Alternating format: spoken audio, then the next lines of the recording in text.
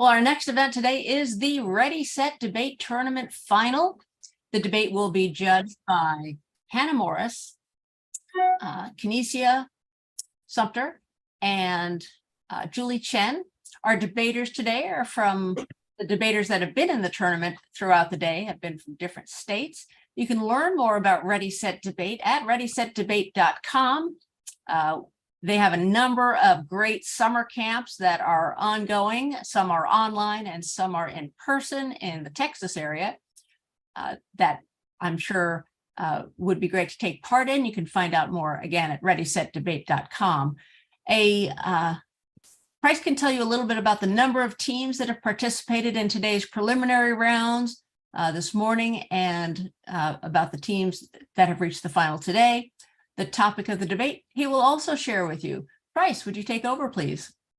Yes, absolutely. So this tournament has been ongoing since 9 a.m. Central Time this morning. We had many teams. We had some last-minute schedule changes, but we windowed it down to just these two, Anusha from the Tiger Club and Alan from the Ferret Club. This is actually a rematch of the most recent tournament. Alan and Anusha faced off in the final round of that tournament as well. So we're looking forward to seeing how that goes. As far as how this debate is going to be operated, I'm going to be taking charge of the timing. I will call out when there are prep times, how much time you have for your speeches, etc. So our judges can sit back and judge this debate. Do we have any questions from our judges or debaters before we begin this round?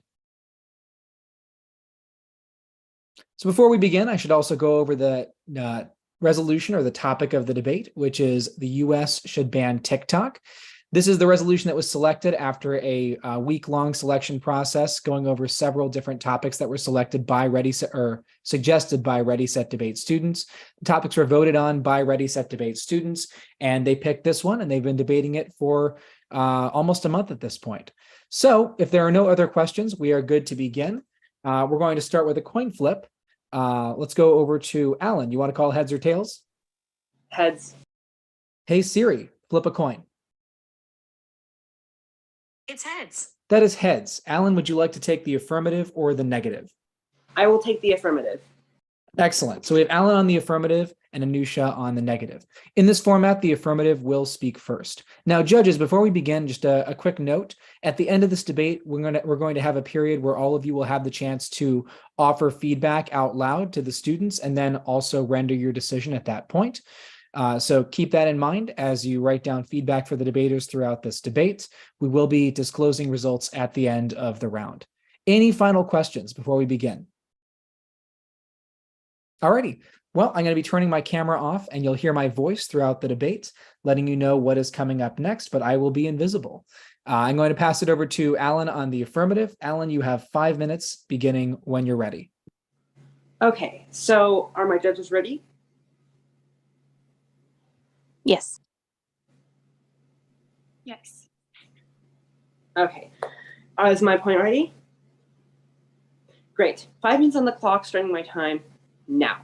The Chinese Communist Party using TikTok to spy on Americans, violate their privacy, and collect their personal, private, and sensitive information. This is what Montana Governor Greg Gianforte stated after he signed a bill to ban TikTok in the state of Montana. And this statement highlights the concerns of millions of Americans and the majority of Congress that has with this app for a long time, which has been used as a great form of entertainment for children and adults alike. The United States federal government has a duty to protect the safety and security of its citizens and prevent sensitive data from falling into the hands of our foreign adversaries. Good morning, everyone. My name is Alan. Today, I affirm the resolution. The U.S. should ban TikTok. Firstly, let's get straight off by defining some definitions, or defining the terms of this debate. The U.S., the United States federal government, banned to officially or legally prohibit, in this case to completely restrict access to, TikTok, a short-form video hosting service owned by ByteDance, whose CEO is Show2. I think that the appropriate weighing mechanism or framework for this debate is a consequentialist framework, meaning we should judge this debate based on the consequences and outcome of the policy at hand. This means that the burden of the affirmative is to prove that implementing a ban on TikTok, it will lead to better and more beneficial outcomes, while the negative's burden is to prove otherwise. So how will the ban materialize? The affirmative plan will implement something similar to the one that the state of Montana implemented, in which the use of TikTok will be prohibited, and any entity will be fined $10,000 per day for each time someone accesses, downloads, or is offered the ability to access it.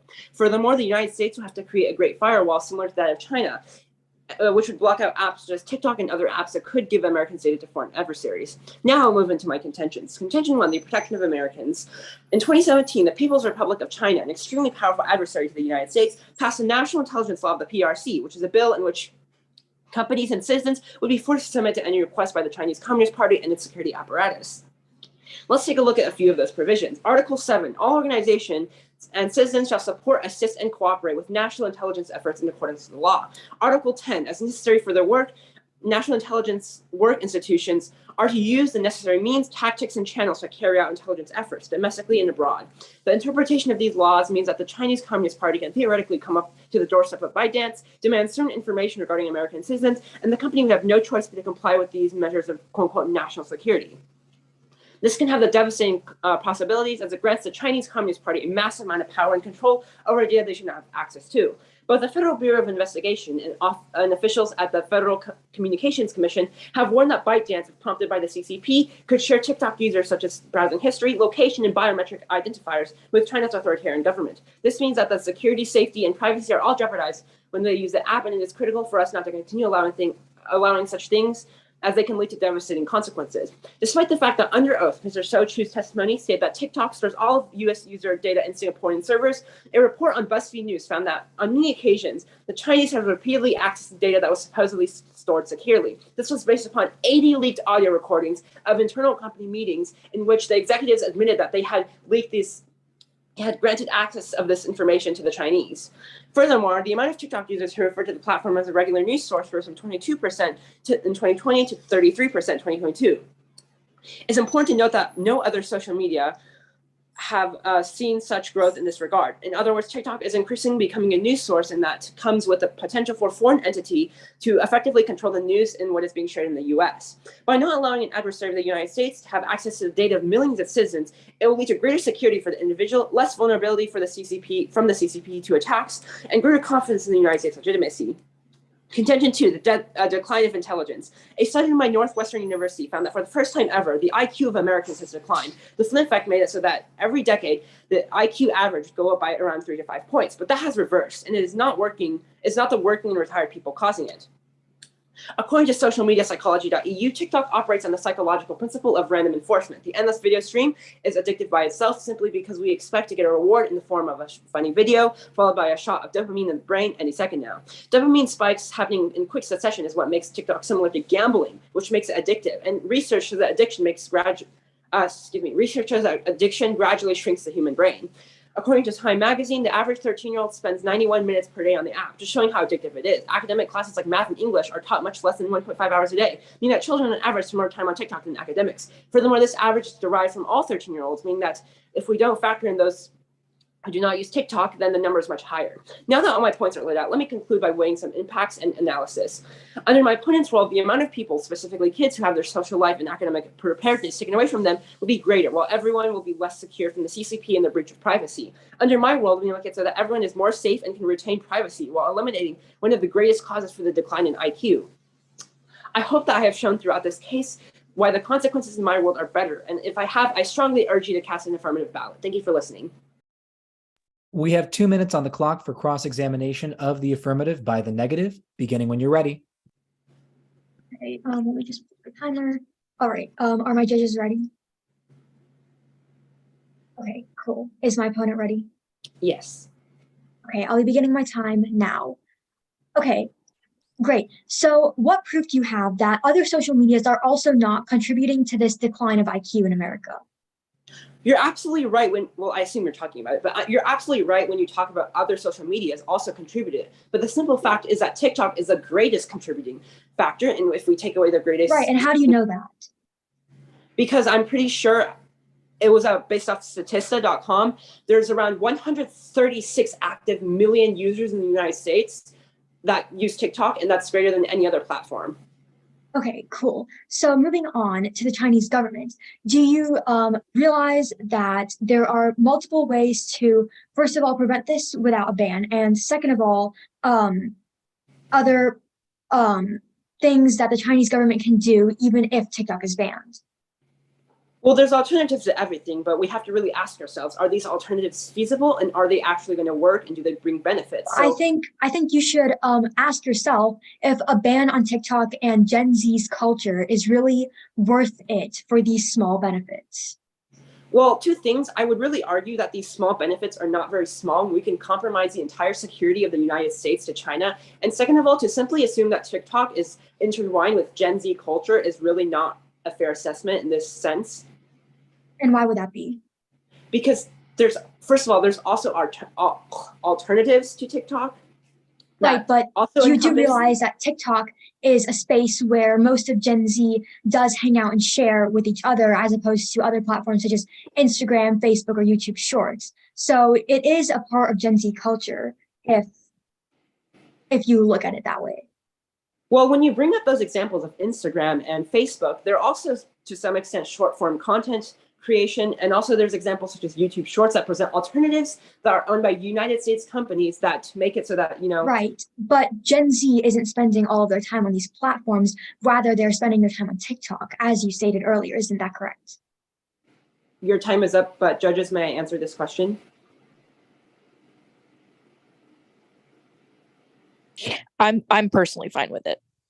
Okay. So when you talk about a massive amount of people using TikTok as a way to communicate with other people, even if that may be true, once again, they're all alternatives. And we really have to ask ourselves the questions, what is more important, the security of the nation or just this quote unquote Gen Z culture, which can easily be put somewhere else?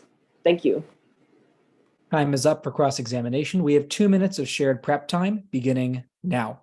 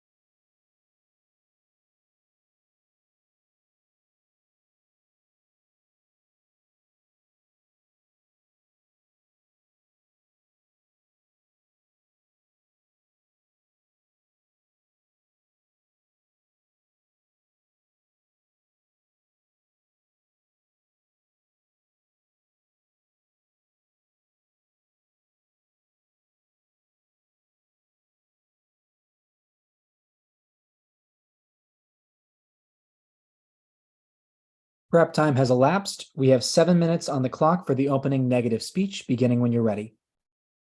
Okay, cool. Are my judges ready? And is my opponent ready? Yes. Okay, I'll be beginning my time now. Hi, my name is Anusha, and I'm on the negative side of the debate. The US should ban TikTok. So I will agree with my opponent's definitions and framework, and I'd like to jump into a counter plan. So my plan is adopted from a CNN article. Instead of banning TikTok, which will be detrimental for the US, we should initiate Project Texas, which is basically where Oracle will buy TikTok from ByteDance. And in addition, we should add a time limit to the app that minors can only use it for up to 60 minutes. Next, I'd like to jump into my contentions. My first contention is economy. Subpoint A, approximately 5 million US businesses use TikTok for advertising and to reach consumers, and TikTok has helped these businesses become exponentially more profitable. Through their TikTok marketing campaign, for example, American Eagle has increased their sales 100%. In addition, however, there are small businesses which suffer from possible bankruptcy because a switch to a different platform is usually extremely difficult. Businesses lose the connection they formed with customers through TikTok. About 44% of the United States economy is comprised of these small businesses, and a complete TikTok ban would be detrimental to the US economy. Subpoint B, many influencers make their living off TikTok, and this would harm them and their livelihood. In fact, about 65% of TikTok's 1 billion users create content full-time, according to International Business Time. According to influencers, shifting to another platform with the same popularity is extremely difficult, especially because the types of things that go viral are different. These people would lose their jobs and sources of income and become unemployed. In addition, the jobs of many people who work for the tech sector of TikTok and other areas in ByteDance would be lost. My contention 2 is about entertainment and creativity. My subpoint A is, in 2022, TikTok was used on average 95 minutes a day by most users, as my opponent stated, making it the most used social media platform worldwide. Its algorithm is considered better than those of other apps, which is why many people prefer it and don't find other social media apps quite as entertaining. In addition, banning TikTok would prevent the spread of ideas, especially in our younger generation. This is especially because TikTok's algorithm doesn't only display big influencers on a For You page like other apps do. Small accounts' voices can be heard, and a lot of Gen Zers find TikTok as a comfortable and safe space to share their beliefs. Next, it's accessible, as anyone on a smartphone can create and share content. This blocks ways in which many can entertain themselves, particularly younger generations. And my last contention is about community. Banning TikTok in the United States could mean losing every voter under the age of 35, according to NPR. This is a big deal, as it means politically disconnecting future generations and exacerbating the generational gap that already exists in the US government. Young people will feel like their voices aren't heard. This is a big part of their culture, and I will say it again, it's a big part of their culture, and taking it away from them is taking away a right. Because according to CNN, it is a violation of the First Amendment of the United States. And yes, while I understand that the United States does have the power to ban TikTok, many people use TikTok to express their religions and beliefs, and I will ask my judges to think about this. It is used by millions of people around the world, and especially in the US. This takes away their right to use the platform. People have the right to creative freedom in the US. The government can't ban an app, similar to how they can't ban you from reading a foreign newspaper or posting your opinion on a foreign blog. TikTok allows people to interact with others of different beliefs and perspectives and to learn from one another. This is especially so because of the huge user community, where people can look into niches and talk to others with similar interests, etc. It is a platform for diversity and learning, which risks being taken away. Next, I'd like to go into some rebuttals of my opponent's case. First, my opponent talked about data privacy with the Chinese government. So, like I was saying, Project Texas is a great way to mitigate this because Oracle, which is a trusted American company, would have control over TikTok, and therefore the Chinese government would no longer be able to demand data from ByteDance because the ByteDance wouldn't own it. In addition, even if my opponent isn't okay with this counter plan, I'd like to remind my opponent that banning TikTok won't free the US of Chinese surveillance. The Chinese government can purchase the same data and more from data brokers, which are unregulated in the United States. Next, my opponent talked about decline of intelligence, specifically teens and Americans in general, because of social media, particularly TikTok. But I want my opponent to think about this. While some individuals do spend an unhealthy amount of time on the platform, it is important to realize that one does have to be responsible for themselves. In addition, we must realize that other social media platforms contain this addictive nature, as we discussed in CrossX. For example, YouTube Shorts, which also uses similar AI as TikTok for curating its content. And TikTok has even implemented a screen time feature to help its users manage the time they spend on the app. But what I really want to stress to my judges and to my opponent today is that it is not the government's job to regulate its citizens. Rather, it is the citizens' job to regulate themselves with things of addictive nature, such as social media, or parents and guardians to regulate their kids or minors. So I want to say this again. It is not the job of the US government to regulate its citizens of things of addictive nature. My opponent's plan of a great firewall would lead to further censorship and further violations of the First Amendment. This would lead to censorship such as those in China, and this would not be a good path for the US. So I'd like my judges to consider the fact that in my world, rather than my opponent's suggested world, my opponent's world will have lots of censorships, lots of hardships, generational exacerbation in the government, which is not at all good for the US. But in my side, we have a thriving culture of Gen Z, we have a thriving economy, and the data privacy security concerns are no longer existing. Thank you, and I'd like to yield the rest of my time. Cool. We have 2 minutes on the clock for a cross-examination of the negative by the affirmative, beginning when you're ready. All right, judges ready? Is my opponent ready? Yes. All right, I take it all my judges are ready. 2 minutes on the clock, starting my time now. Can you please repeat the tagline for your first contention? Okay, my first contention was economy. And your subpoint A was small business and your subpoint B was creators. Is that correct? My subpoint A was just businesses because I discussed businesses, not small as well. And your second contention tagline? My second contention was entertainment and creativity. Okay. So I believe that your subpoint A for contention 2 was about algorithms. Is that correct? Yes. And you had a subpoint B, correct? Yes. May I know the tagline of that? Spread of ideas. Okay. Did you have a third contention? Yes, I did. Community. Okay. So I believe that in your third contention, you talked about the First Amendment. Is that correct? Yes, I did. So wouldn't you agree that the First Amendment does not protect your conduct, it protects your speech? Right, but TikTok is a form of speech. It's a form of expressing yourself, especially for a younger generation. It's a way to Okay. communicate with others. So just to remind the judges, the First Amendment protects the people from government intervention and preventing them from speaking, but not preventing them from being charged with crimes. So in this case, we are not banning TikTok because we want to stop people from talking. We're banning them because of security concerns. Wouldn't you agree that is not a First Amendment violation? No, because while the reason is not to prohibit the speech of people, it is also doing that. So it is in that way a violation of the First Amendment.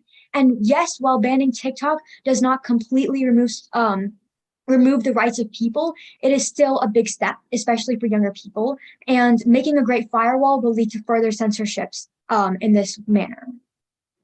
Okay, so final question. When you talk about TikTok and when you talk about how there's these alternatives that are better, wouldn't you agree that there's many differences? For example, there's the time limits that do occur on TikTok that perhaps, Yeah, exactly. So that's what I'm saying. These time limits and things are helpful. For TikTok, its algorithm is considered better. It's a place for especially Gen Zers to thrive and express themselves. And so banning it would take away that freedom.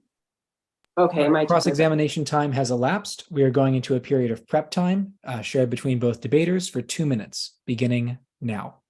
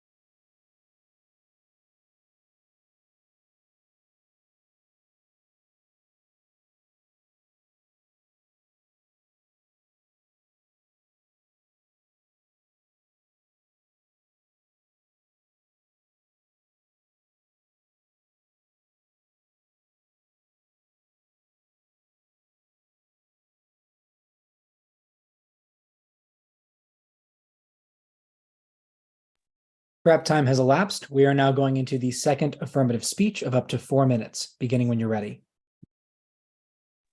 All right. Judges ready?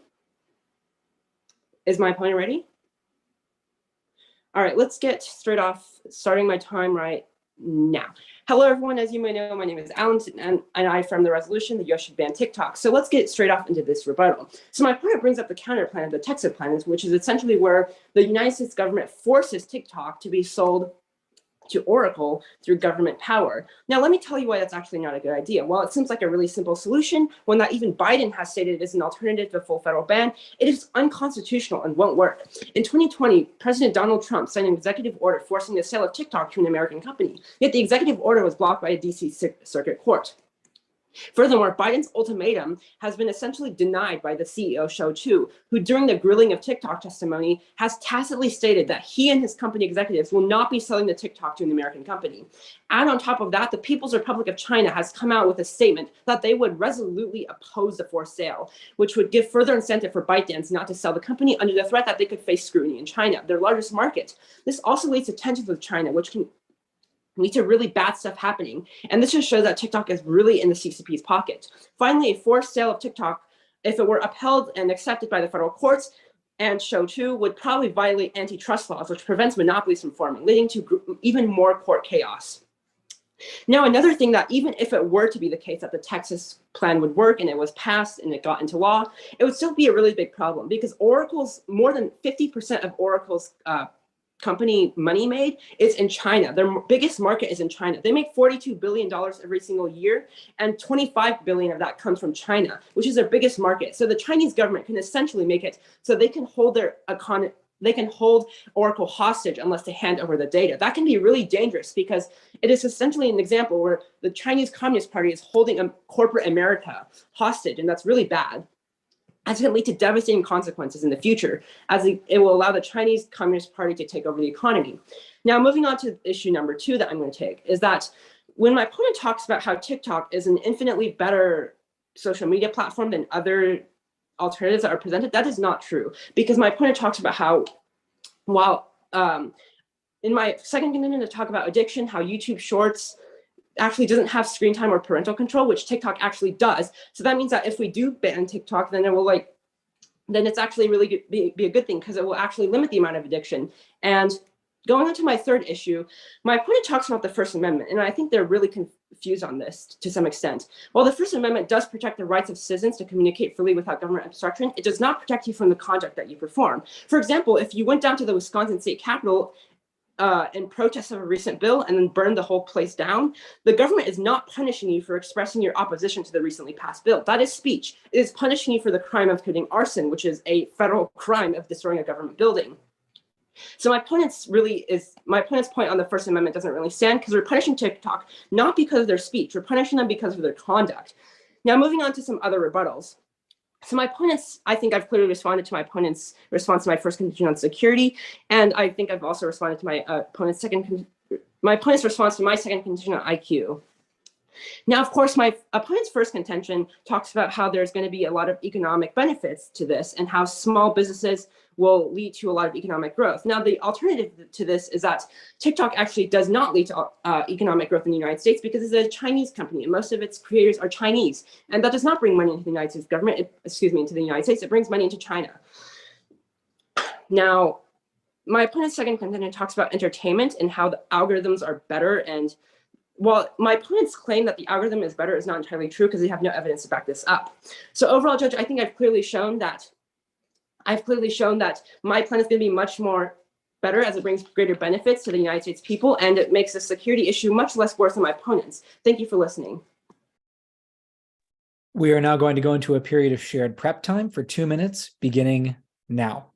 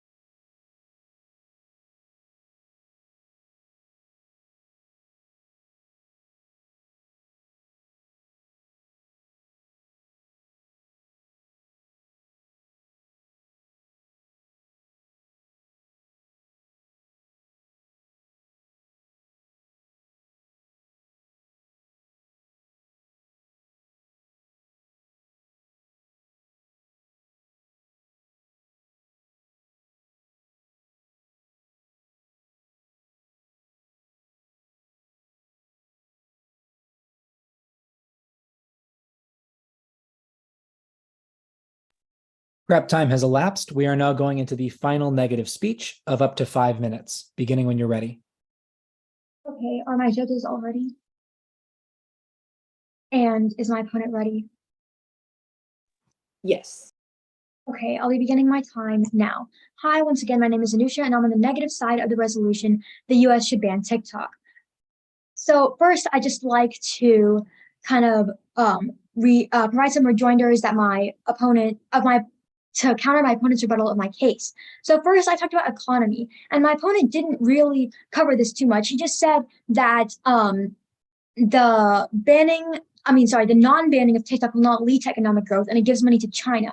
However, I'm not sure how this is true because, as I discussed, about 44% of the U.S. economy is comprised of small businesses, and most of the other U.S. businesses do use TikTok for their marketing. And for these small businesses, TikTok is typically their livelihood, especially and influencers, etc. All these people, while users on TikTok may be making ByteDance money because it is a platform owned by ByteDance, these small businesses and influencers are also profiting off TikTok, and it's their livelihood, and getting rid of TikTok would be extremely bad for these small businesses, for these influencers. And I'd like my opponent and judges to take into account the loss of all of this part of the economy. 44% of the United States economy is small businesses. And influencing is a big job, especially for Gen Zers, and their entire livelihood could be taken away. Next, I talked about entertainment and creativity. And my opponent basically said that I have no proof the algorithm is better. Other apps are also sufficient. My opponent also talked about the fact that TikTok has screen time and parental control options. However, YouTube does not. And he said this would, banning TikTok would prevent addiction. However, I don't see why, because if YouTube doesn't have these options to control screen usage, then it means that children and younger people will be using them indefinitely, making them more and more addicted, rather than TikTok, where the screen time is able to be limited and by parents and by the screen time controls in the app. So next, I talked about community. And my opponent went into this long spiel about the First Amendment and how we're banning TikTok because of its conduct, which does not violate the First Amendment. And yes, I recognize that banning TikTok specifically does not violate the First Amendment. What I have a problem with is my opponent's plan about the Great Firewall, building a Great Firewall similar to China's. What this would do is it would lead to more censorship in the US, and this would eventually lead to multiple violations of the First Amendment, and also heading towards a communist government similar to China's. We don't want censorship in the United States. We don't, a way to fight the Chinese government is more through transparency and accountability rather than just banning things one by one. My opponent's plan in this case is not feasible, and it would lead to great great censorships and things that we don't want in the US. Next, I'd like to go further into my opponent's case. So even if my opponent is not okay with my Project Texas plan, I'd like to remind my opponent that the Chinese government can easily, even after TikTok is banned, they can easily obtain the same data through data brokers in the US. They can easily buy this information, and it's very easy to find it. And so that is, banning TikTok is not going to solve this problem of the Chinese government being able to access US data. This same data is available by data brokers and other hackers who they can buy data from. Next, my opponent talked about decline of intelligence and how YouTube Shorts would be a better alternative. Again, I already talked about this. TikTok is a much better alternative to YouTube Shorts, and YouTube Shorts has a similar addictive nature with a similar algorithm. However, TikTok does employ screen time controls. And once again, I'd like to stress that it is not the government's job to regulate our citizens. It is not the government's job to be concerned with the addictions and other habits of our citizens. Rather, it is the citizens' responsibility to regulate themselves, the citizens' responsibility to be responsible for their actions, responsible for their choices, and they're responsible for their usage of social media. The government should not be getting involved in these personal matters, and TikTok ban is never the solution. Rather, we can implement laws on data privacy or impose screen time limits on this app. But banning it is going too far. It will hurt the economy of the US, and it will hurt our younger generation who rely on TikTok for their freedom and to feel safe and communicate with other people. So I'd like my judges to consider this and please cast your ballot for the negative. Thank you.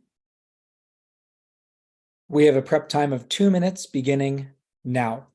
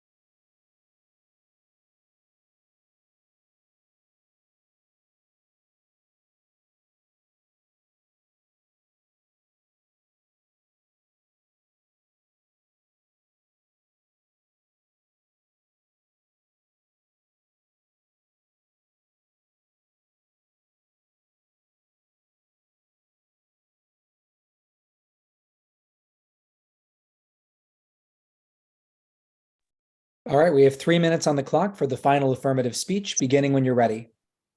All right, judges ready? I don't think that's a yes. Is my opponent ready? 2 minutes on the clock, starting my time now. Hello, everyone. As you may know, my name is Alan. Today, I affirm the resolution the U.S. should ban TikTok. Let's get straight off into my voters. And with these voters, I will be putting in some impact analysis with them. Voter 1, security. So throughout this entire debate, I think I've made it plenty clear that a ban on TikTok would be much more secure than my opponent's Texas plan, because I've clearly shown that my opponent's plan is simply unfeasible and it cannot happen. We're supposed to be debating on whether the counter plan is a good idea or not, and that includes debating on whether it is feasible or not. So it just means that it is not pragmatic, because even if neither side has delineated yes or no, the owners of the company strongly refuse. So since we can't pass a counter plan, then my opponent's entire offensive argument falls apart, because their plan is simply unfeasible. Now, let's take a look at the security of my side. Well, it is true that data brokers still exist. The simple truth is that getting the constant flow of data of 150 million Americans is not going to be cheap. So it's going to cost a lot of money, which would hurt the Chinese Communist Party. And even if it were the case that they could afford this, it's not possible for them to get the same constant, steady amount of data that is 150 million people every single day. And furthermore, it is much, much cheaper for them to just walk up to the doorstep of ByteDance and use Article 7 and Article 10 and ask for this data. So basically, under my plan, we will have much more security, and the American people will not have their data be leaked to the Chinese government. And that's a really big impact, because we as Americans value security. And if we have our security be leaked, then it can lead to devastating consequences, because then China can take advantage of us and use our information against us and weaponize it. Voter B, my opponent talks about how my opponent's argument about the First Amendment actually kind of falls apart, because my opponent's amendment talking about the First Amendment doesn't really work, because we are talking about over here how the First Amendment only protects speech. It does not protect conduct. Yet my opponent essentially dropped this, because by banning TikTok, we are not banning speech, we are banning conduct. So essentially I've won over this point, and this should be just a win for the affirmative. Now, another thing that I would like to bring up is that my opponent sort of changed their plan midway through the debate, and this is my third voter. not really midway. During my opponent's second negative speech, they brought up the alternative of just implementing data security measures. And that's really different from their counterplan that they brought up in the first speech. Judge, you should dock points for this because it just means that my opponent is violating Ready, Set, Debate norms by bringing up additions to the plan that are very later on in the debate. And this is not fair to the affirmative because it gives me less chances to adequately respond to it. So overall, Judge, I think that I have clearly shown using consequentialist theory that my world is going to be much more secure. Let's take a look at the benefits in my world. We have greater security and we have less people being addicted to TikTok so that it can lead to not any more of this IQ decline. Let's take a look at my opponent's world. It gives a possibility for the American people, for the Chinese government to take control of American business by hostage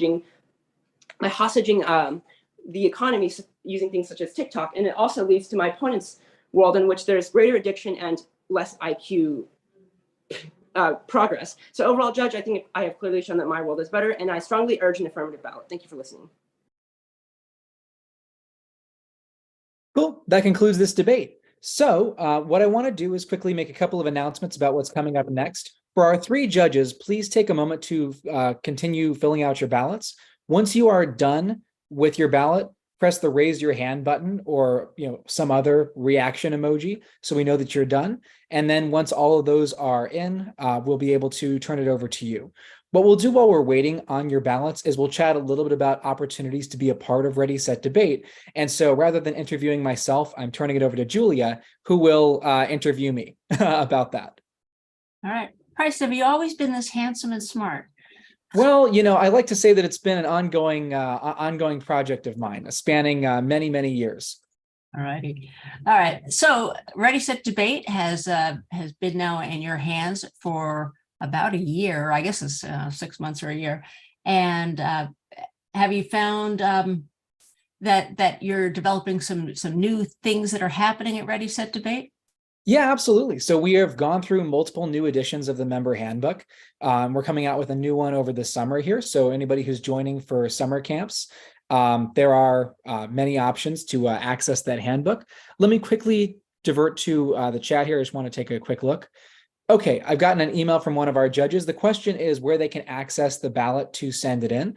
I've sent that out in an email to you. So if you've gotten an email from me about the tournament, just scroll back to the initial email in that chain and you'll be able to download the ballot. So anyway, yeah, the main thing that you want to do right now is just determine which side you think won, and then also write up an explanation of why you think that side won. We'll call on you to explain that in about 5 minutes or so.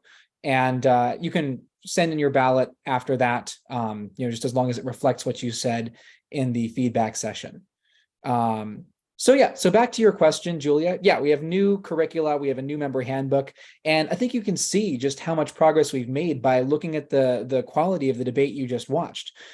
These are a couple of debaters who are, I think not even yet in high school or who are approaching high school now.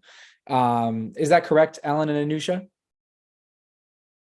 Yeah, so they are not yet in high school, and yet they're really debating at a level that I think eclipses some of the collegiate debating that I've seen. This is an opportunity for everybody. If you want to join Ready, Set, Debate and develop these kinds of skills, now is a great time. We had a question in the chat, which is regarding Ready, Set, Debate. What is the age range that we're kind of aiming for? So we've had students as young as 6 or 7. They happen to be very prodigious 6 or 7-year-olds. I would personally recommend joining at like age 11 or 12. 10 is also totally welcome. And then we welcome debaters up to age 17. We're exploring options for like a young professionals Ready, Set, Debate club coming up in the fall, but that is to be determined. If you want to learn more about that, you can reach out to me by using the email address or the phone number listed at readysetdebate.com. What formats of debate do you teach in Ready, Set, Debate? So that's a great question. The format that we use for most of our meetings is this format that you saw the debate done today in. It bears a lot of similarity to both IPDA debate and then also Lincoln-Douglas debate. There are some slight differences in terms of the lengths of speeches, the kinds of prep times offered, et cetera, but they're very similar to those formats, or our format is very similar to those formats. However, we're also going to be teaching a variety of different formats over the summer. We have a lot of opportunities both online and in person, although I would definitely hasten signing up because we are selling out some of those opportunities. We're going to be looking at Lincoln-Douglas debate, public forum debate, policy debate and parliamentary debate over the summer. Those are options for both debaters who are starting out and then also debaters who are already making a lot of progress, who are sort of at the intermediate or advanced level of debate. I've got one ballot in so far. Received one from our judge, Hannah. Still waiting on ballots from our other judges. And again, you can signal that you're done with your ballot either by sending it in to me or hitting like the raise your hand emoji on Zoom. So do students that are signing up for the camps or activities in the fall, and maybe you could elaborate on those, do they have to have any experience? So that's another great question. If you are coming into Ready, Set, Debate, you do not need any experience. Now, if you're signing up for an advanced camp, it is a good idea to have some experience that would allow you to kind of jump in and be debating at a pretty good level already. But if you are joining just a Ready, Set, Debate club, which is sort of our simulation of an academic debate team that goes around the school year from September through May, that is definitely something where you can just sort of jump in at any point. More experienced students in those clubs will kind of step into the role of peer mentors, and they will help the newer members learn and grow regardless of what time in the year they join. So the one Ready, Set, Debate opportunity that I would recommend having a little bit of experience to join is an advanced debate camp, and I guess also a tournament. I wouldn't recommend walking into a tournament off the street with no previous experience, but you will see many members who have just been here for a couple of meetings of like a Ready, Set, Debate club choosing to try and stretch their skills at a Ready, Set, Debate tournament. Right. And when is the next tournament? So the next tournament is it's the first Saturday in August. That date, just to double check, I think it's August 5th. It is August 5th. That's our summer open. So if anybody in this audience is interested in trying out a Ready, Set, Debate tournament, or if you are somebody who is seeking a rematch, just check out that information on the Ready, Set, Debate website under the tournaments tab. We'll also be selecting a topic for that over the summer. So current Ready, Set, Debate members will get an email about that. So do I need to be a member if it's an open event, or how does that work? So that's a good question. In order to compete in an open tournament, you don't need to be a member. However, only members will be selecting the topic for the tournament. So that is an important consideration. Also, for those of you who are considering joining a Ready, Set, Debate club, be aware that those do not meet over the summer. So they don't meet June, July, and August. However, you do get various benefits in terms of reduced registration on summer camps. You get free registration for certain tournaments over the summer. So even though you're not meeting with your club over those summer months, you are going to have some opportunities to enjoy debate. How can people get in contact with you if they have questions about this? I think if I were new, I would still be a little confused about clubs versus tournaments versus camps, that sort of thing. That's very understandable. So the first place I would go is readysetdebate.com. And if you just want to cut right to the chase, just email me at price, like the price of gas, at readysetdebate.com. So price at readysetdebate.com, and I'll be happy to answer any of your questions. Fantastic. How Cool. are we doing on our ballots? I'm going to just double check. So it looks like I've gotten one ballot in so far. Kinesia and Julie, where do you stand on your ballots? Are you guys ready to give feedback yet? I can give feedback. Okay, cool. And then Julie, where do you stand? I can also give feedback. Okay, cool. So I think we're going to start in with our feedback session. Try to keep your feedback to about 3 minutes each because we want to be wrapped up by 5 p.m. Central, which is in 10 minutes. We're going to turn it over to Hannah. So Hannah, please give these debaters some feedback and then announce your vote for the debate. Oh my, very lot of pressure. Okay, so anywho, hello, I am Hannah, and I enjoyed watching this round a lot. Can you turn on your camera? Can you turn on your camera?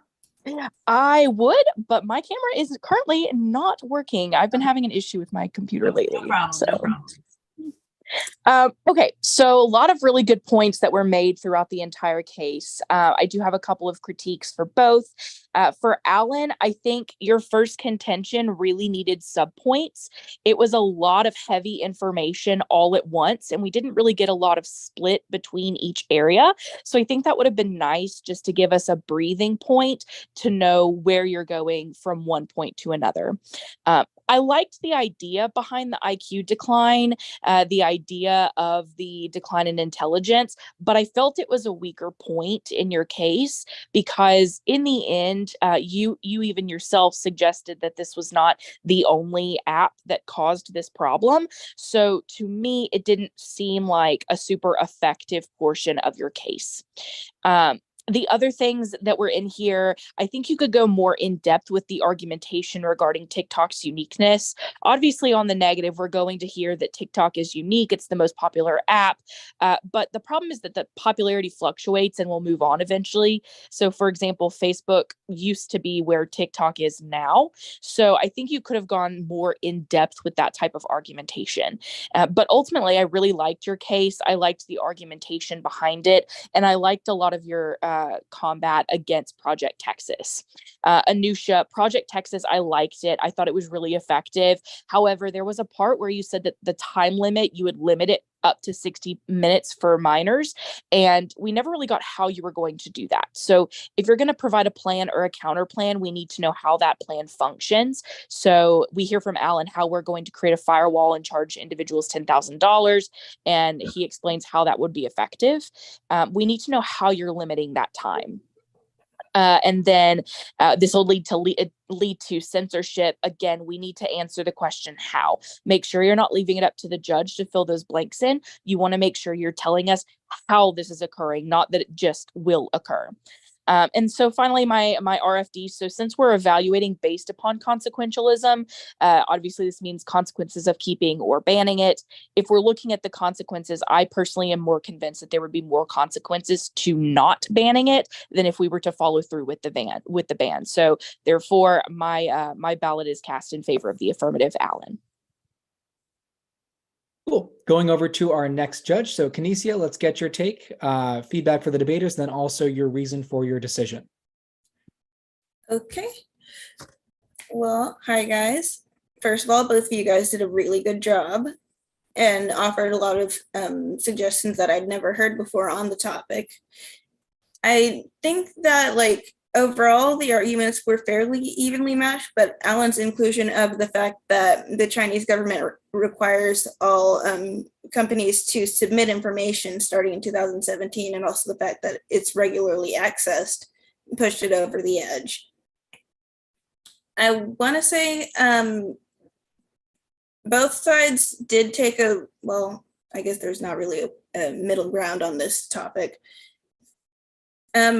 The argument for Project Texas and having us buy it, I think that it is a good idea, but there is the fact that we cannot guarantee that that would be possible. Whereas we do have the capability to ban websites.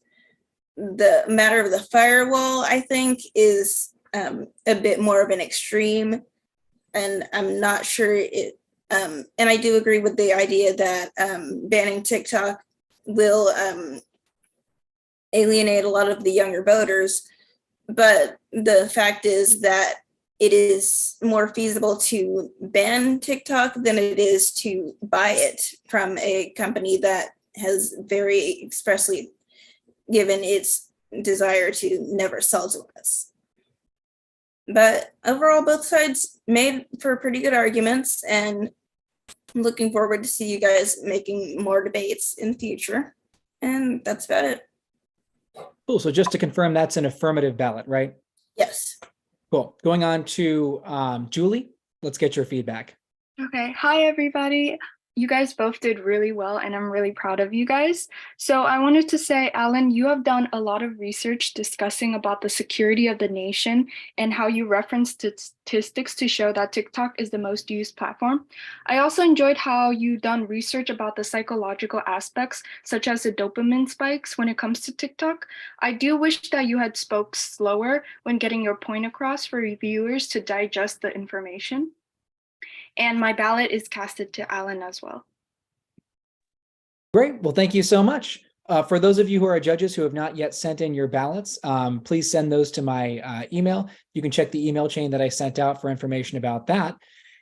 If there are no other questions, I think we're wrapped up. Congratulations to both Alan and Anusha for a great tournament. Wonderful performances all the way through. And to everybody else who participated in this year's Slam Debate Tournament, I think it may have been our best yet. Just wonderful performances across the board. So keep up the great work. I'll see some of you over the summer. And for those of you I see in the fall, I'm looking forward to it. Going to turn it back over to Julia and Doreen now. Julia, take it away.